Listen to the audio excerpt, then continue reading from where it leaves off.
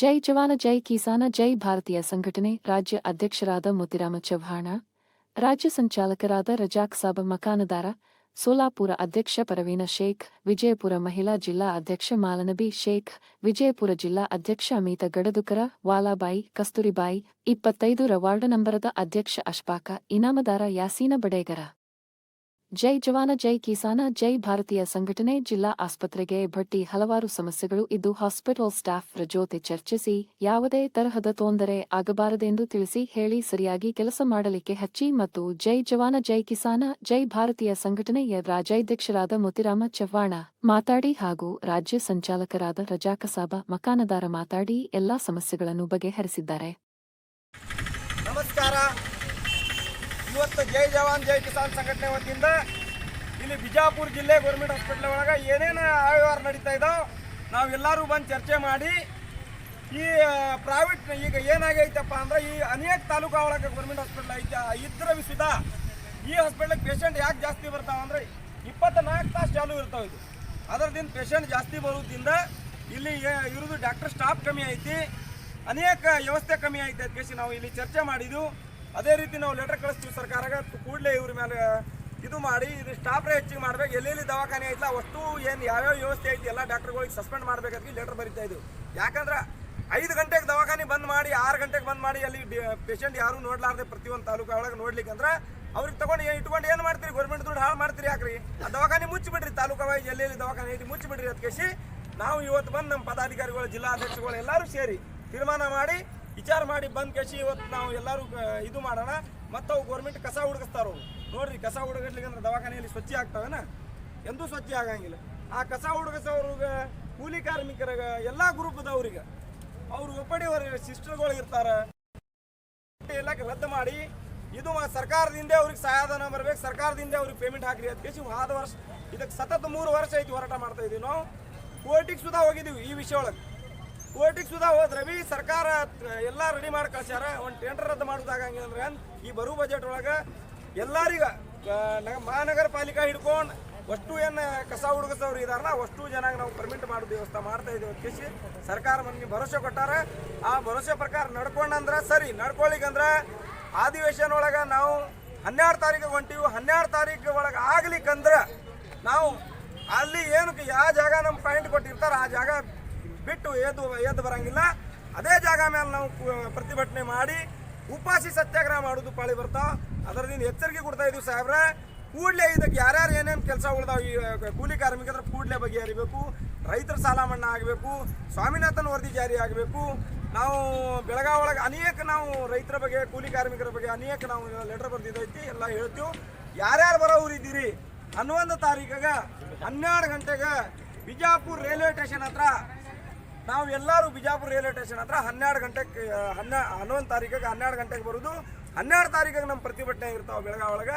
ಅದರಿಂದ ಯಾರೂ ಸುಧಾ ತಪ್ಪಿಸಬಾರ್ದು. ನಮ್ಮ ಅಷ್ಟು ಪದಾಧಿಕಾರಿಗಳು ರೈತರ ಕೂಲಿ ಕಾರ್ಮಿಕರ ಅನೇಕ ಸಮುದಾಯದಿಂದ ಜನ ಬರಬೇಕಂತ ನಾನು ಜೈ ಜವಾನ್ ಜೈ ಕಿಸಾನ್ ಸಂಘಟನೆ ರಾಜ್ಯಾಧ್ಯಕ್ಷ.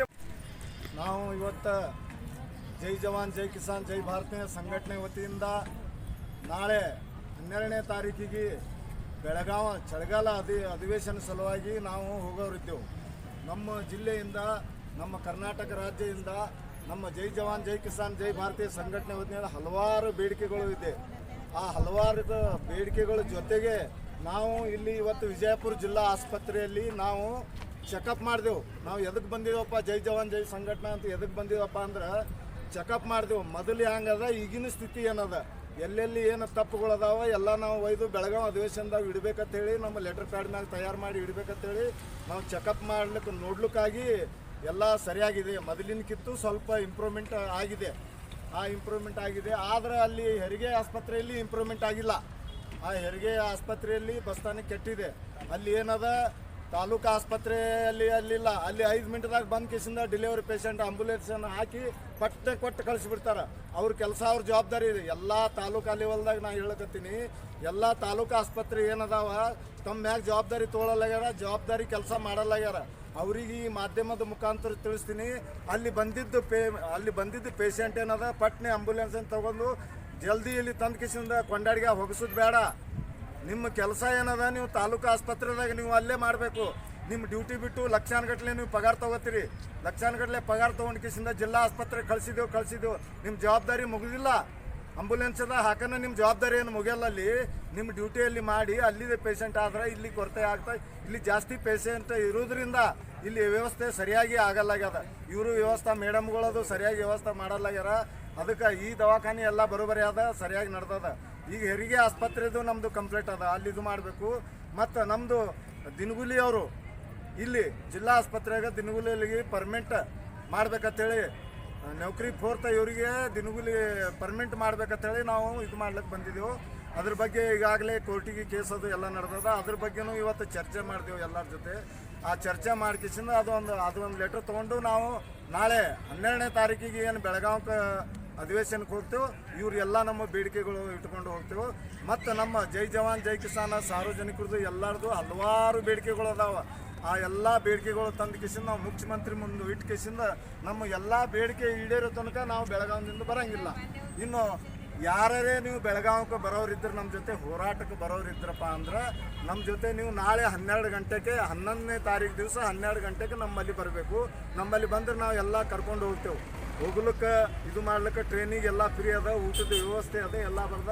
ನೀವು ಬರೋಕರೆ ಏನದ ಒಂದು 2 ರೊಟ್ಟಿ ಹೆಚ್ಚಿಗೆ ಕಟ್ಕೊಂಡು ಬಂದ್ರೆ ಎಲ್ಲ ಮಗ್ಗಲ್ಕಿನವ್ರಿಗೂ ಒಂದೊಂದು ರೊಟ್ಟಿ ಕೊಟ್ರೆ ಅನುಕೂಲ ಆಗ್ತದೆ ಅಂತೇಳಿ ನಾನು ಇವತ್ತು ಪ್ರತಿಯೊಂದು 30 ಜಿಲ್ಲೆಯಿಂದ ನಮಗೆ 4075 ಜನ ನಾವು ಸೇರ್ಲಿಕ್ಕತ್ತಿದ್ದೆವು.